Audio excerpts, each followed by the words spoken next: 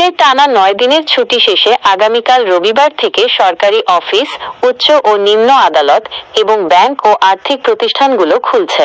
ছুটি শেষে অফিসগুলো রোজার আগের সময়সূচি অনুযায়ী চলবে, অর্থাৎ সকাল 9টা থেকে বিকেল 5টা পর্যন্ত। শনিবার 6ই এপ্রিল অফিস খোলার আগের দিন হওয়ায় বিভিন্ন পরিবহন টার্মিনালে কর্মজীবী মানুষের ভিড় ছিল চোখে পড়ার মতো। এই দীর্ঘ ছুটির শুরুটা হয়েছিল শবে কদরের ছুটি দিয়ে, যা ছিল 28শে মার্চ শুক্রবার। ঈদ উল ফিতরের ছুটি শুরু হয় 29শে মার্চ শনিবার থেকে এবং চলে 2রা এপ্রিল মঙ্গলবার পর্যন্ত। 3রা এপ্রিল বৃহস্পতিবার সরকার নির্বাহী আদেশে ছুটি ঘোষণা করে। 4 ও 5ই এপ্রিল শুক্র ও শনিবার ছিল সাপ্তাহিক ছুটি।